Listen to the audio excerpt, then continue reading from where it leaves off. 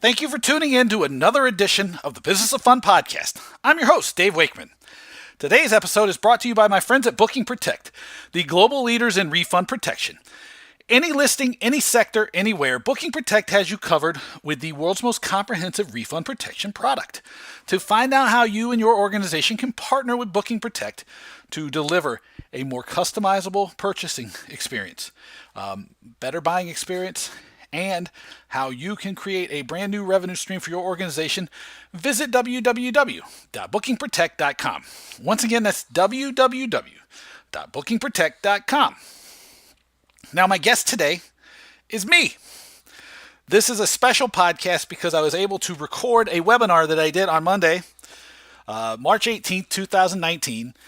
That was a trial run for some stuff that I've been talking with my friends at Booking Protect about doing and a couple other organizations about a series of webinars focused on things like managing the sales cycle, accelerating the sales cycle, making sure that people don't drop out of the cart when they don't need to, selling to the premium audiences, all kinds of stuff that I focus on all the time to help generate revenue for my partners in the organizations I work with.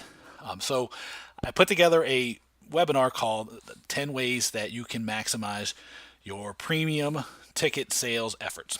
And I did it specifically for the sports business industry in the US because that was just sort of the way the timeline worked out. But I think some of the ideas here in this podcast and this presentation of the webinar are applicable to any organization in entertainment or outside of entertainment. There's stuff here about prospecting. There's stuff about messaging and value proposition, delivering more value, creating a stronger perception for what you're selling. Content creation, I think, pops its head up. I mean, kind of just like all sorts of interesting ideas about marketing and selling a premium experience that really apply to any marketing and selling effort that you might have. Since I recorded it and I thought the webinar came off pretty well, considering it was something I was doing as a test, I figured it would be a good opportunity to share that with you here today. So I hope that you dig this. At the end, there are two offers. Those two offers are still on the table. I'll go ahead and give them to you at the front, and you can email me about them, which is dave@davewakeman.com. The first is a special one-day workshop on selling premium products and services, selling and marketing the premium product in Los Angeles on June 5th.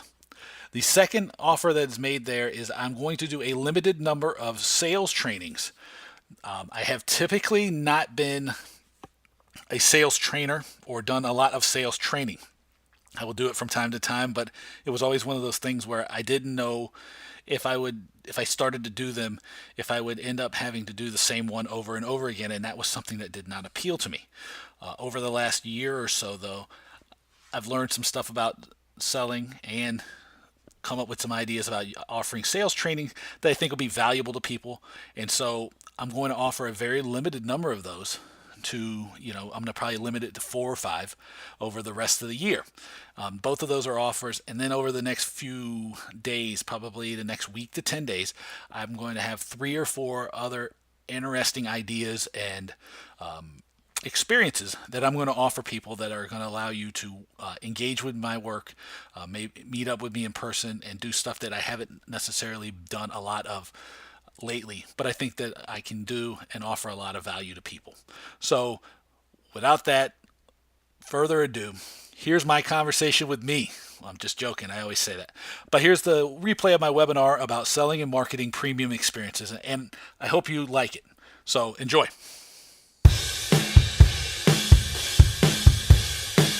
But what I plan to do today is give you at least 10 ideas that you can use to help generate more premium ticket revenues, more live event revenues for your organization.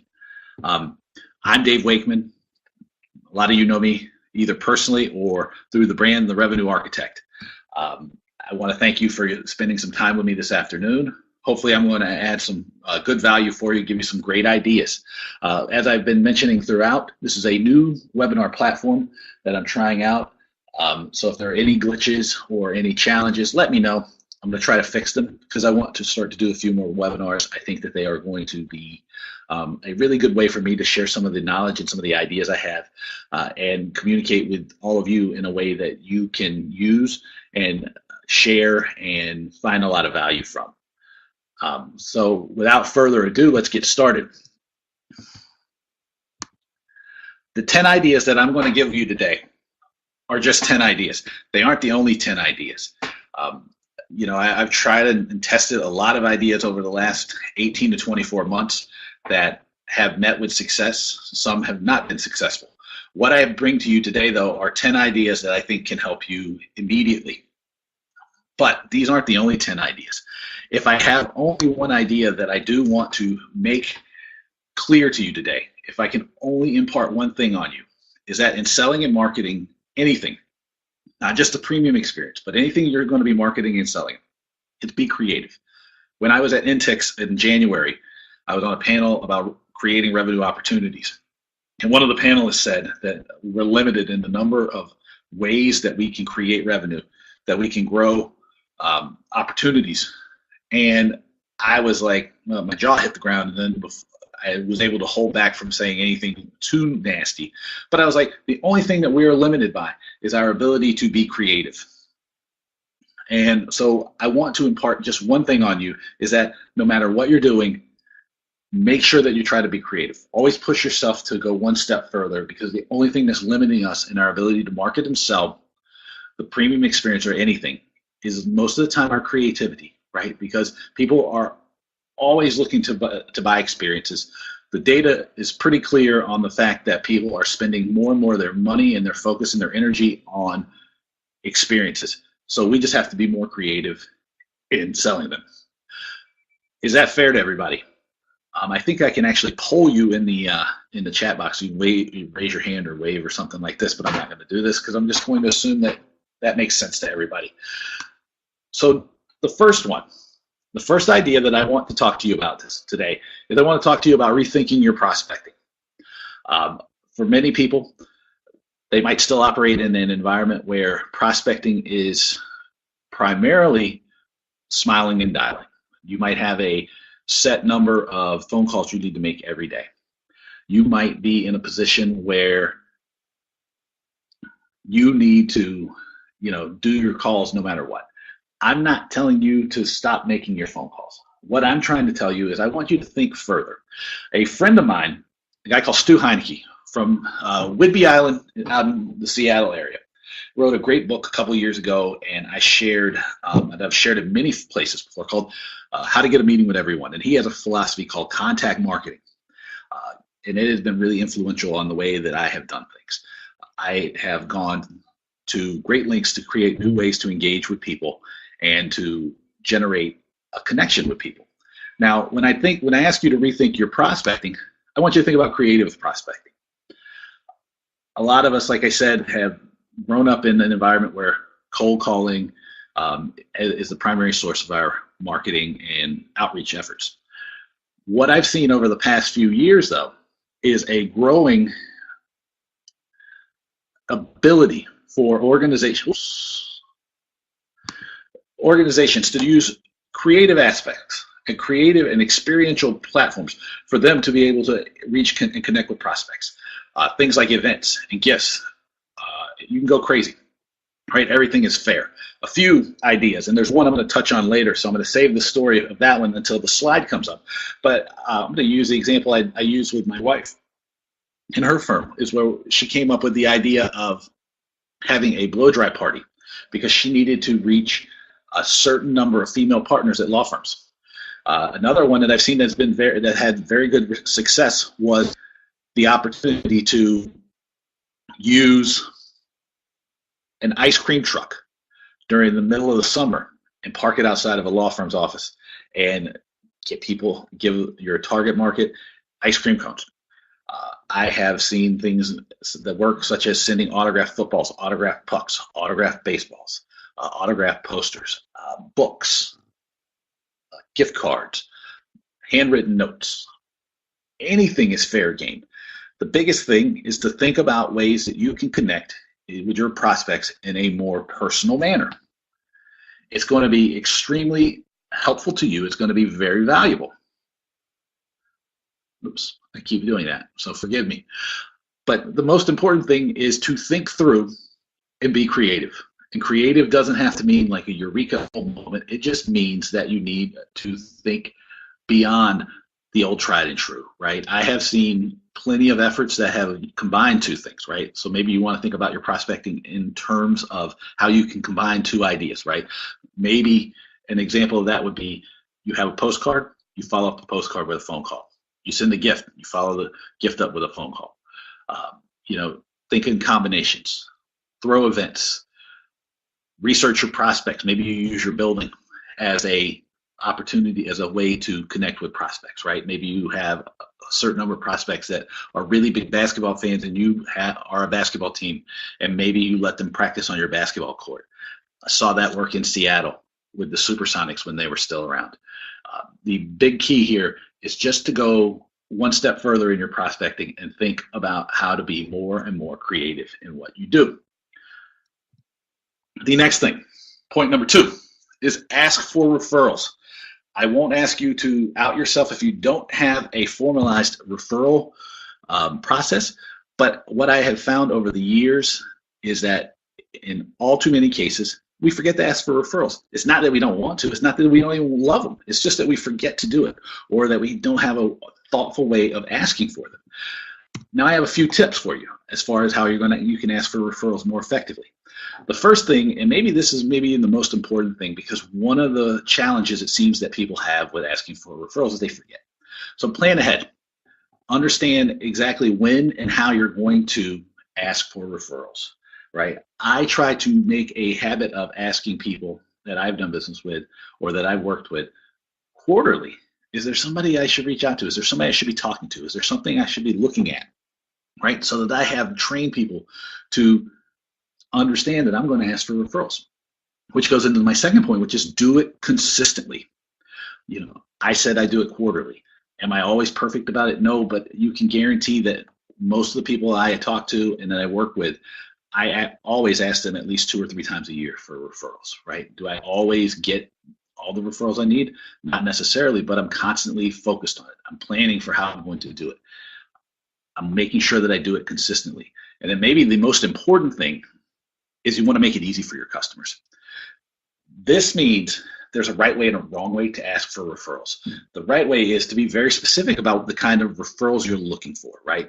You might say, Joe, I'm looking for any referrals of your partners or colleagues that are in a business that has about approximately 50 employees, and their revenues are around, let's throw a number out, $5 million a year, that are always in the habit of entertaining clients, just like you have. Do you know anybody that fits that profile? And that just is so you can make it easy for your customers. That way they understand exactly what you're doing, you're looking for, how you're doing it, because it's really can be tough for somebody to give you referrals if you just go, hey, is there anybody I should be talking to, right? Try to be specific, because if you're specific about the ask, it's often easier for people to offer you a referral, to engage with you, and to likely come up with people outside of the restrictions and parameters you gave them. But the most important thing is by putting some sort of limit or outline around the ask that you're going to make, it helps people clarify what you want. Does that make sense to everybody? Let me know if I've gone like way off base in the chat box. Idea number 3. Think about how you can help your current buyers be successful. What do I mean by this? I mean that in a lot of cases, we often are so consumed with making the sale that we forget that in a lot of cases, the premium purchase, premium sale, is part of a larger philosophy and a larger marketing strategy or business development strategy for your clients. They're not just buying them because they're using them for their own personal benefit. There's often a business outcome that's attached to them, right? It could be business development, it could be networking, it could be client cultivation, it could be employee rewards. It could be any number of ideas. The big key is to think about how you can help your buyers be successful. Now, how might this work? A really great example, and I don't know if he's on the webinar here, but there's a friend of mine that works for the Sounders in Seattle, and Michael, who helps his clients, his partners, manage the invitations to their suites and events so that he can help the client understand who he wants to get there, what kind of outcome, who they hope to meet and have come to their event, and he helps manage the process so that he takes that burden off of his client. Right? He manages it. He creates an invitation. He does the outreach. He helps explain how to get to the stadium, where to park, how to enter the suite, what to look for when he gets there. All these kind of things. And then he goes even a step further because he then follows up with the clients after the fact to make sure the people who attended had a great time. Make sure that the client had a great time. He makes sure that the entire process of using a suite at a Sounders game is managed as helpfully and proactively as possible. It is very successful for him. Another idea on how this might work is like you can find out who or what your guests are working on and help them make connections. If you have been in your market for any length of time, or if you've worked in a number of big markets or maybe even small markets, you probably have connections. You probably have insight into a business. You probably have ideas and ways to make connections with your client that will help them be successful. And this might help them be more successful and allow them to be long-term buyers from you. So think about how you can help understand the business needs that your clients have and help them get closer to their goals. And the third idea that I put here is ask them simply, what is this partnership with us? What is having these premium seats? How is it going to be successful to you? What does success look like? I can guarantee you, from having been a consultant for almost 12 years, that question alone is extremely valuable because most of the time success or failure is left a little muddy. And because it's left a little bit muddy, you often end up in a situation where you might be doing a great job of being successful and driving real value, but nobody understands that because you've never set expectations. You've never explained what success looks like at the start. So ask simply, what would success of this look like?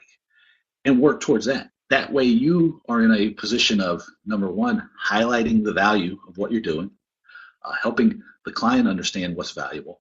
And if you see things maybe not going towards the value that they need, you can be proactive and step in earlier. So you can make sure that when it comes time to renew, or when you ask if the client's happy, you're not blindsided when they say, well, this or this wasn't working. So be engaged and find out what success looks like and operate off of that. How does this all work so far? Is everybody good so far? Does this make sense to everybody? So number 4, this is something I have been just hugely focused on lately, which is elevating your service. I have a philosophy that I probably have shared any number of times all over the world, and that is customer service is the best form of marketing you have. And one of the fastest ways that you can lose a client and a guest and have them tune out and turn off is by offering them bad service. So I jotted down a couple ideas here for you about how you can make your customer service stand out, right? Number 1 is make sure you have an engaged and helpful staff in place to help your premium guests.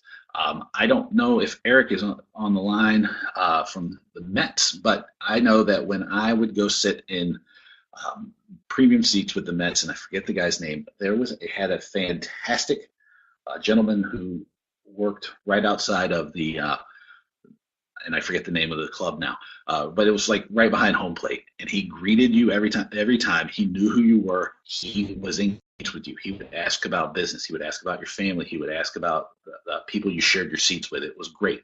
You want to make sure that you have engaged and helpful staff in place to help your premium guests. If they are your most important and most vital source of revenue and the most spending and investing the most in your product and service, make sure you treat them that way. It adds tremendously to the value, and it makes your service stand out and pop, right? Because I think we've all been in situations where we've seen what indifferent or bad service looks like, and it's an opportunity that we can't afford to miss by having our customers not feel loved, not having our staff being engaging and helpful, being proactive in the way that they deal with people. The second step is I want you to start thinking about ways that you can reward your staff for going above and beyond what would be normally thought of as a good service, right? My friend Simon Mabb, who is the CEO of Booking Protect, has done that tremendously in the area of refund protection, where he has reinvented the way that Booking Protect offers customer service to consumers who buy refund protection for their tickets or their holidays, right? And one of the key insights that he has is he's rewarded the staff for getting 5-star service on Trustpilot and having people deliver word of mouth testimonials to other purchasers, the venues that they bought from, other people who are influential in the buying decision. And it's all about rewarding them. It's recognition. It's bonuses built around and focused on rewarding them for achieving certain metrics as 5-star ratings or customer feedback, all of these things. So reward your staff for going above and beyond in their efforts at customer service. And then the third thing is I want you to always push your staff and yourself to add more value to your relationships with your guests. I've talked about how customer service is the best form of marketing before. Another word that I really, really use all the time is I talk about value. Value comes in many forms. It comes in tangible and intangible values. One of the challenges that a lot of us are dealing with is that it's often difficult for us to understand and keep up with the changes and demands of value that our customers have come to expect. I was speaking with somebody at the Sydney Opera House a few months back, and they were sharing that as fast as they can roll out a new experiential idea, it becomes something that customers just expect. And I think that is a reality of the world we live in, and it's something that we have to be consciously aware of and always push ourselves and challenge ourselves to give a little bit more. And that doesn't have to be necessarily in the form of gifts or things. It's just like, how can we make the event a little bit special, a little bit more exciting, a little bit more fun for people? And just always push ourselves to be just that little touch more value, always looking for ways to add just an additional touch of value. Does that make sense to everybody? So number 5, since I worked my way into value there, I want you to think about increasing the value of partnership. I may have mentioned this before, but I need you to find out and think about what your guest's business is. What is the challenges and the opportunities that your clients' businesses are looking at, right? Where is their interest? Where are their business focuses? What's going on in the market, right? What are some of the challenges that may be on people's minds or that people are just becoming aware of, right? Think about that. Look for ways to connect your customers. I always find, and I think I learned this from Book Solid. I think it's a book called Book Solid, but it's just like, if I have an opportunity to connect two people that I think are going to have a good conversation or need to know each other because they might share a common concern or a common business problem, I like to put them together.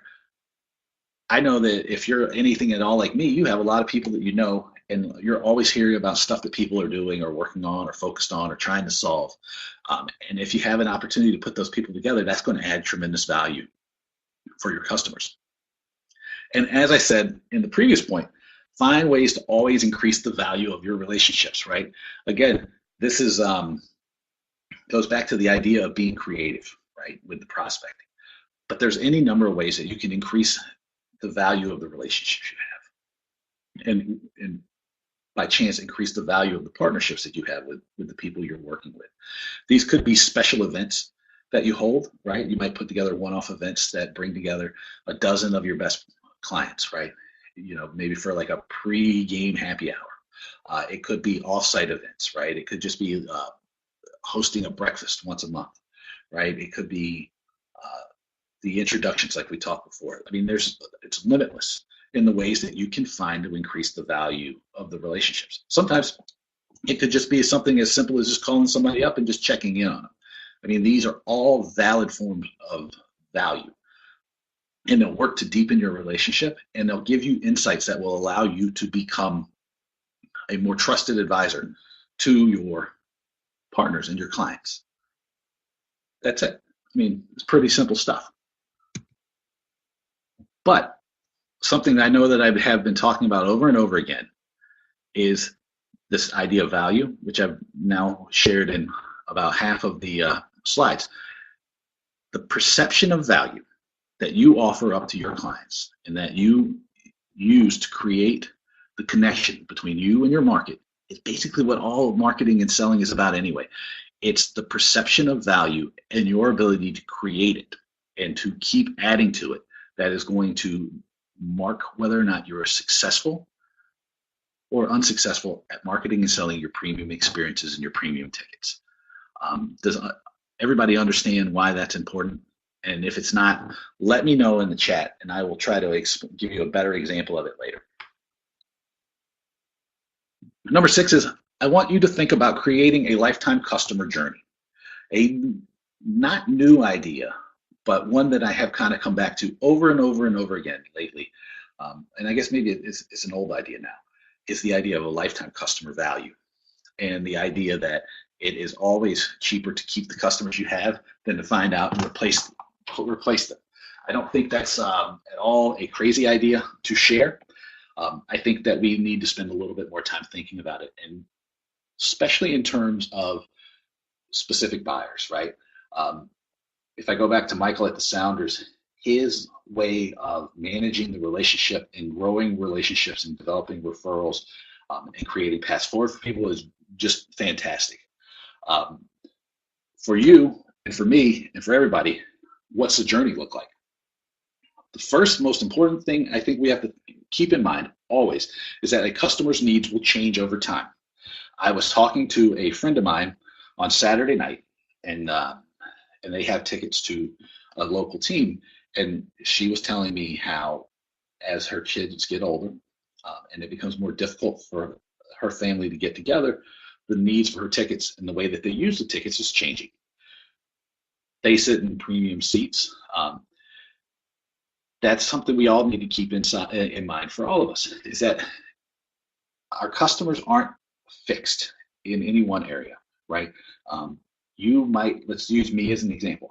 Today, my business might be medium-sized, right? I might have 15 employees, and I might need to develop business, network, entertain clients, to grow relationships. But what do I need? I probably need maybe 4 seats in a loge box. Yet, maybe over time, there's going to be changes in my life, right?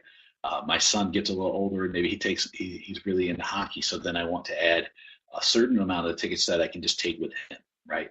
Or my business grows and I outgrow 4 seats, and instead I need 8 seats, or I might need 20 seats. Who knows? It's understanding and managing where your customers are in their personal lives and in their business lives, and having contingency plans and ideas of how to guide them and best fill their needs over time. Does that make sense to everybody? The second idea about this customer journey thing is, if you are always thinking about value, you can create ways to grow the lifetime value of that relationship. We come back always to lifetime value of a customer, right? You want to make sure that the lifetime value of your customer is as great as possible. Again, customers you have and that you keep are almost always going to be more valuable than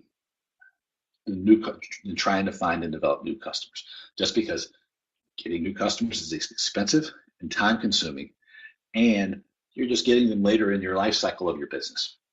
So you always want to think about how you can create more lifetime value for the relationship. A lot of the ideas we've covered so far today are specifically pointed at that, right?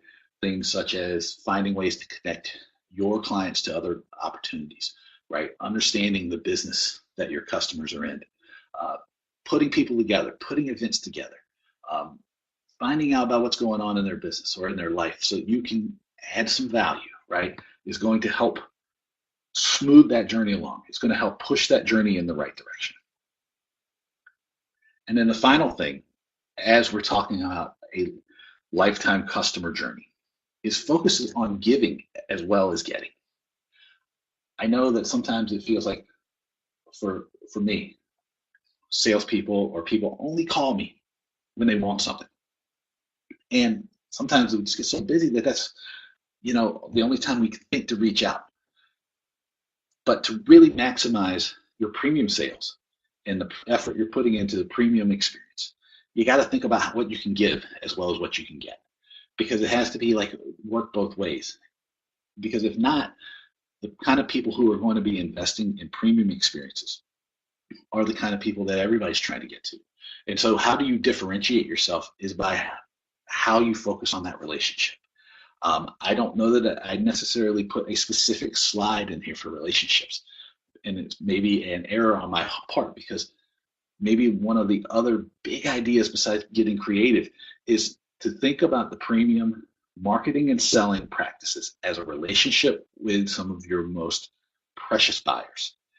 So focus on giving as well as receiving in your relationships, and keep in mind that the big differentiator is likely going to be your relationship with your buyers.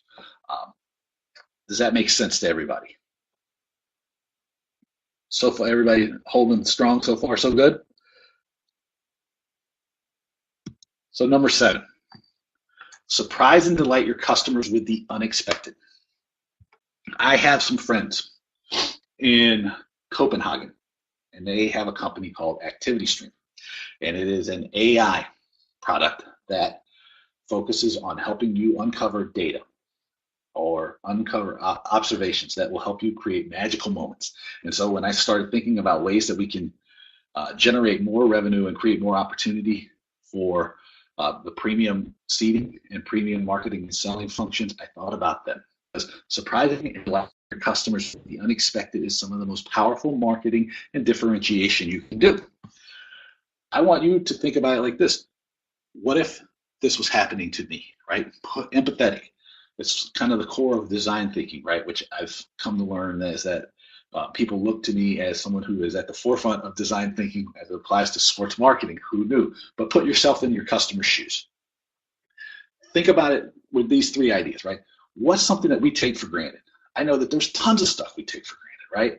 I was telling the story, and actually my friend Martin used this at Intex again, about recently I took my son to a Capitals game. I think there was a day off of school the next day, and I got tickets right on the glass, right behind the San Jose Sharks bench, right? We were touching the glass. It was fantastic. Like the coolest thing we've done. And at the end of the game, when we're rushing out with all the people at the end, somebody from guest services didn't know it was me, but just spotted us in the crowd and came up and stuck a signed Nicholas Backstrom puck in my hands for my son. And it was just like a really, really unbelievably cool moment that could be happening to anybody. It just happened to me, right? But something like that we take for granted, right? It's like maybe you give somebody a ball, maybe you give them a chance to stand on the pitch before the match, like even before the players run out and warm up. Maybe you have the opportunity to show people a little bit of a backstage presentation of a game. Maybe you have alumni or somebody who can meet with people, right? These are all should be like standard issue ideas. But the big point is put yourself in your customer's shoes and say, what's something that I take for granted because I'm around it all the time that might mean the world to my customer?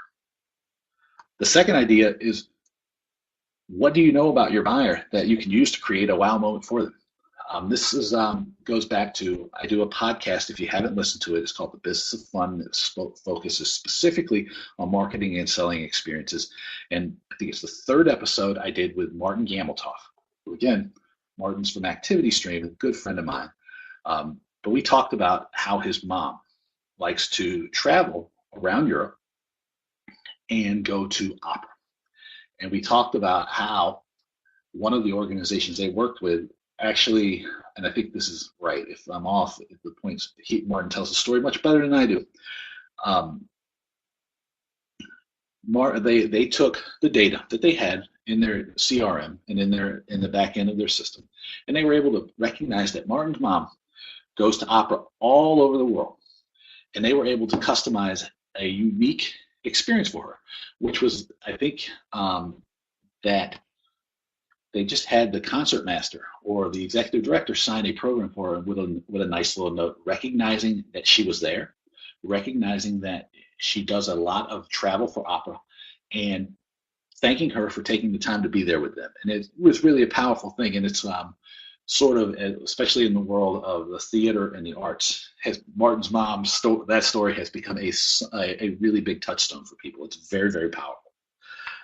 The final one is, who does your customer care about? And by doing for them, you do for your customer. I know that the wording on that is a little clunky, but I really gave you a great example of that just a few minutes ago when I talked about going to the Capitals game and having someone from guest services put a puck in my hand for my son. The same time at the game, the people were really great at the jersey stand because my son had a Capitals Stanley Cup patch they needed to be put on it, and they couldn't have been more gracious with him. And they took just tremendous time to talk to him and explain to him and go over everything with him. He ate it up, and because they were nice to him, it meant the world to me. I remember one time helping a friend of mine from Maine, a guy called Ed Bull, do something nice for his family, right? And meeting them at a Mets game when it was still Shea Stadium, and hand delivering tickets to them that they didn't know were coming, right? And finding them in a crowd, and that meant the world to him. And that was, and all of these things they're possible. Maybe some of this stuff is a little bit more labor intensive, maybe some of it's not. The big important is to put yourself in the footsteps of your customer and ask them, if something did something like this to me, would it knock my socks off? And then if it's reasonable, if it's feasible, doing it, right? Because these are going to be your most valuable customers. These people are strong, powerful advocates for you. And they invest so heavily in you that if it's me, I want to wow them. It's just, it makes me feel good. It makes them feel good about me. And as it goes, it makes them feel better about the organization. Does that make sense to everybody so far? So number 8, this is one I use quite often. I want you to steal ideas from other sectors, of course, lovingly. And all I mean by this is that there's so many great organizations all over the world and in every sort of industry and in every sort of field who are doing just tremendous work, right? And they're connecting with their clients in such powerful ways and in such powerful moments that we'd be stupid not to take some of their ideas and use them as our own. So don't reinvent the wheel. I'm going to give you 3 examples here, and just like I said at the very beginning, this is not a comprehensive list. It's just meant to spark your thoughts and your thinking process. But number 1, think about the way that Apple, use the Apple Store as a idea of maintaining the premium of the retail experience, right? It's the minimalist design, sure. It's I remember when it used to have the Physical Genius bar, and you would go at it. I don't know if the people were smarter about the computers than I was, but it felt like they were. And it's the pricing structure. It's everything about the experience, right? It feels just a little bit different than walking into a Best Buy or a Walmart. It always feels like a little bit more premium. Another example that probably most of you have maybe figured out by now but look at Tesla and what they've done with a largely digital sales strategy. How can you take some lessons from them, right? And develop your brand, your sales process, your service process in a way that, you know, mimics what Tesla has done, right? I mean, I'll share a story of mine. It's not, hopefully it doesn't come off like too much of a blowhard, but I mean, I'm one of those people who bought the car without ever test driving it because I was like so attracted to the value proposition and the online sales process and all of these things. So think about that. And then my favorite question to always ask people, and it's mainly because, still blown away by the way that the Four Seasons treated me on my 40th birthday and the way they treated my wife on her 40th birthday. But ask yourself, how would the Four Seasons handle the premium ticket experience? And challenge yourself to reach that level. Because, I mean, if you've never had a chance to stay at the Four Seasons, do it, right? Especially for a special occasion.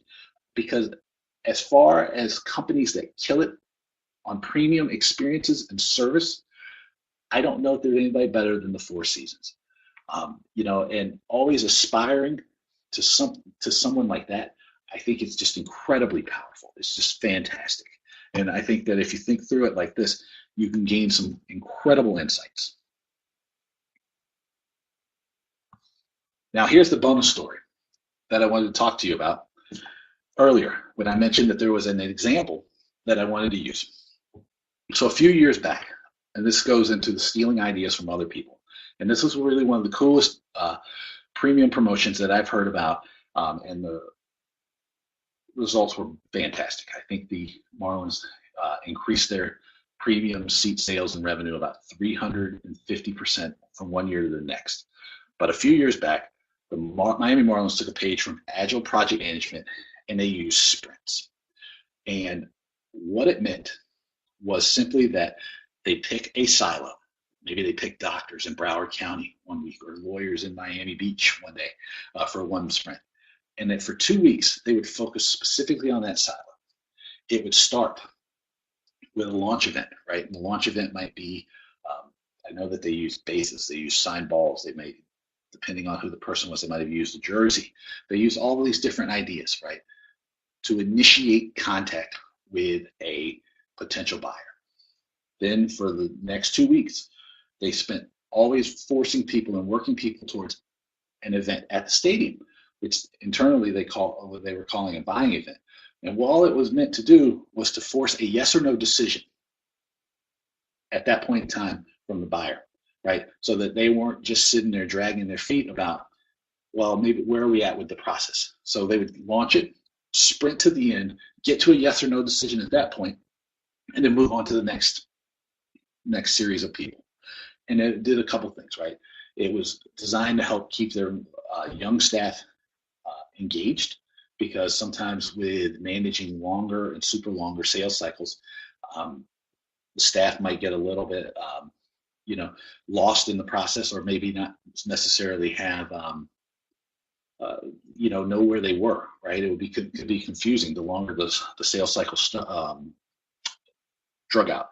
And it helped get people accelerated the success of the process, right? Because if you knew every 2 weeks you were going to have an opportunity to get to a yes or no, it helped incentivize you to work as hard as you could over those 2 weeks to get the results you needed. And it was really powerful. Like I said, somewhere between 350 and 360% increase in premium sales from one year to the next.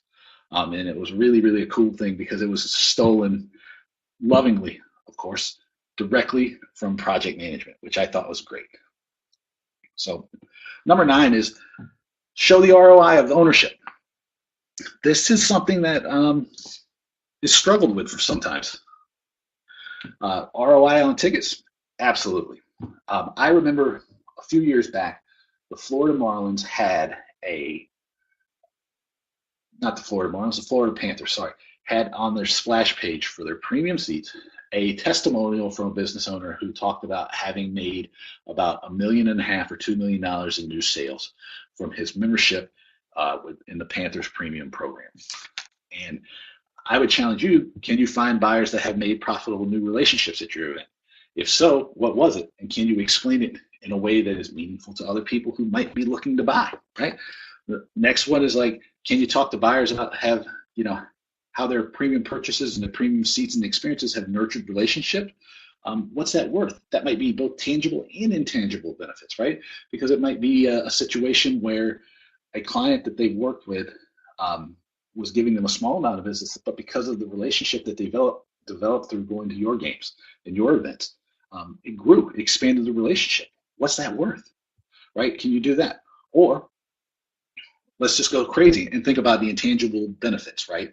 Which are going to be those things that you can't necessarily put a number on, right? Peace of mind, deeper relationships, more valuable connections to people. All of those are definitely things that you can show as return on investment for people, right? And you can list them off. You can put them everywhere, right? And it's really, really powerful, because one of the key things about the premium buyer and the premium sale and the premium process is that the people who are in the seats, they want to know that it's people like them are doing things like this. And by showing them this, it's extremely valuable. Does that make sense to everybody? So number 10 is maybe my favorite. I don't know. I like them all because they're all ideas that I came up with, of course, from my experiences. But I want you to think about yourself and how you can become the trusted advisor to your buyers. This is something I've talked about a lot over the years, and I maybe don't talk about it enough still. But you just don't sell tickets alone. I talked about the year that I sold $10 million of tickets and how I never sold a single seat. I sold lots of business opportunities, lots of holidays, lots of connections with family, lots of special events, never a single ticket. You and your business acumen can and should be your secret weapon, just like it was for me, right? Your business acumen is your ideas, your ways to make your event more valuable, spending time at your building more valuable. One way you can do that is I need you to be smart about what is happening in the world around you. Earlier in the webinar, I talked about understanding your client's business, right? Or understanding the business environment that people are operating in. That's all business acumen is. That's how you become a trusted advisor. It's truly, truly valuable, especially as discretionary income and tax laws and tax implications have changed. It can often make the difference between making a sale and not making a sale. So you need to give yourself as many advantages as possible. I put this third point in there this morning because last night I watched Billions. And Chuck Rhodes was the former U.S. attorney for the state of New York. And he got in some trouble, got fired by the attorney general, blah, blah, blah. Go watch the show. It's great. I love it. But Chuck had to reinvent himself as an influence peddler. And he did this by making things happen. I want you to think about becoming a trusted advisor as how can you reinvent yourself as a go-to business idea machine, right? If it's just about coming and enjoying the game, then maybe that's not enough for people to invest 4, 5, 6 figures with you. But if you can give them a little bit more, something more, if you can become a trusted advisor, an idea machine, someone who's always thinking about creative ways to connect and grow their business, take advantage of opportunities, you are going to become an asset, right? And the investment of $10, $20, $50, $100,000 is going to look good in comparison to the return on investment that you're going to give people. Again, how can you measure it? You can measure it in tangible and intangible ways. The big idea I want you to do is to think about how you can become a valuable partner and asset by becoming a trusted advisor. Now, that's 10 ideas. I think I did my job. But let me give you a couple of key takeaways here. Number 1 is I need you to be creative, right? I hope that came through the entire presentation. Please be creative, right? There's a great book called The Creative Curve, I think it is, by a guy called Alan Gannett. Alan's a great guy. He lives down the block from me. We go have coffee sometimes. Fantastic book. Creativity is a process that you can learn, right? And most of the time, it's just having the courage to begin. The second step is I want you to be proactive. I want you to always take opportunities.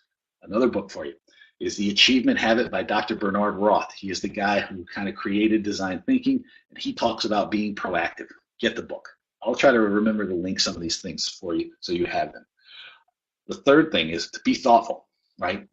Um, you know, think about it from the position of the people you're looking to serve.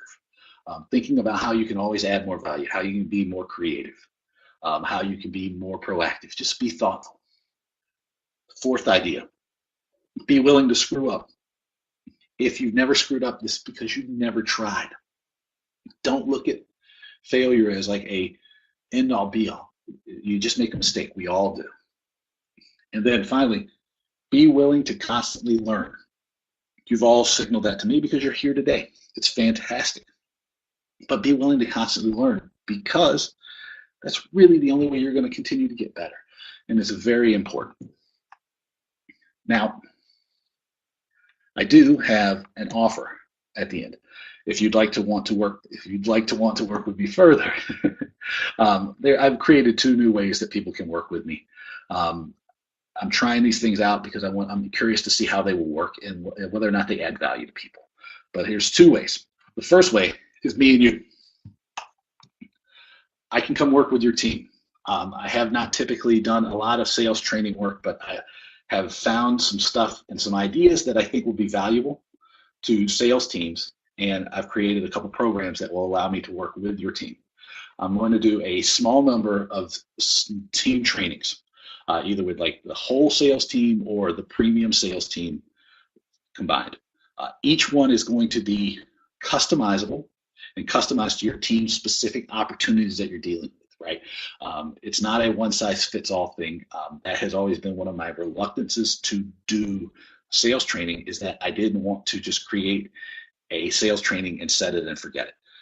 I'm going to customize these depending on what each of your teams needs. It's going to be a lot of hands-on creative work together, right? It's not going to be so much me talking at people. It's going to be all of us rolling up our sleeves and coming up with ideas and ways that we can take action. I mean, we would workshop the premium process, so ways that you get my ideas, but also so that you can do it yourself. So it's not just like an event-based training, but more of a process of starting a conversation within your organization about how to be more creative, more proactive, more thoughtful, more generous in the way that you prospect, sell, and market to your premium buyers. So if you're interested in doing that or talking about this further to see what it might look like, email me. I'm easy to find. It's Dave@DaveWakeman.com. A lot of you might even have my phone number. You can call me. I think it's even on my website. The second way is I'm planning a one-day workshop in Los Angeles. That will be June 5th of 2019. So you, me, and a bunch of new friends in Los Angeles. And it's a one-day super intense workshop with people in premium sales from all over the world of sports and entertainment. Just like the individual team trainings, we're going to roll up our sleeves and get our hands dirty with the work of coming up with some new creative ideas to help you reach and sell to the premium buyers. The focus is going to be on outcome-related, actionable ideas. Everything's has to be something you're willing to take action on. And there's going to be networking, templates, worksheets, a whole lot more. I mean, I'm going to try to give you everything I have in one day. It's going to be great, right? I mean, you need this. And I'm going to make a special offer to everybody here and to the first 20 people that sign up. Here's what you're going to get. It's the attendance to the June 5th, 2019 event in LA with me. A 30-minute coaching call. Again, with me, not some other minions, me.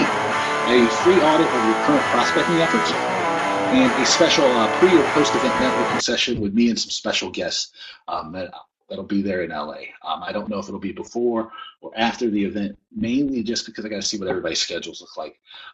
The truth is that likely it is going to be both. So, why not, right?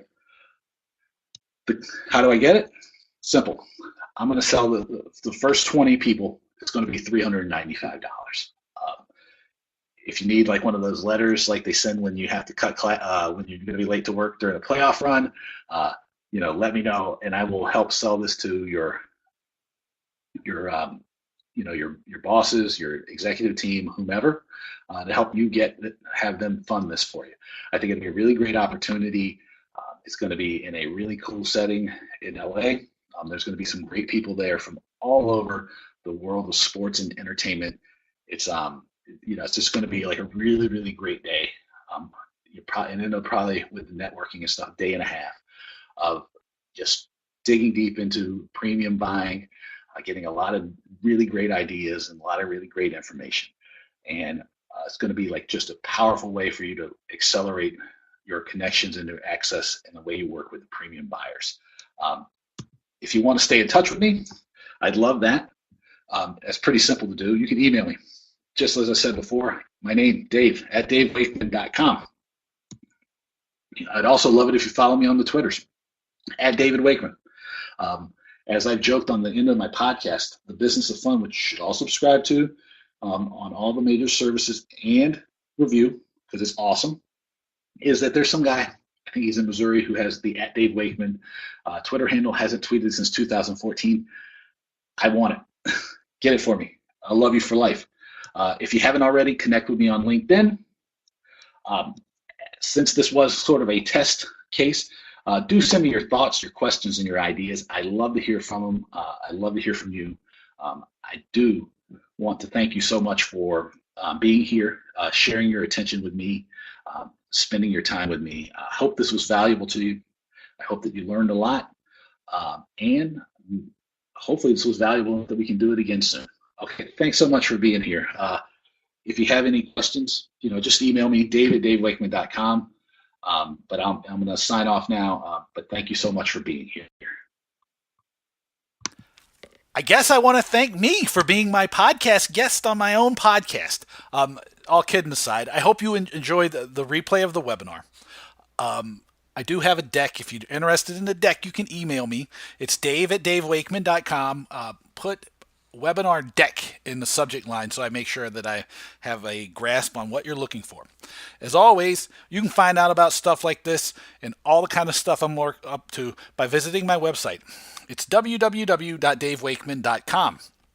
You'll find my blog, you'll find clients I worked with, you'll find all kinds of stuff. I'm working on getting the calendar up there with some of the events I'm planning. There will be a store with all kinds of fun stuff in there coming soon. It's going to be great.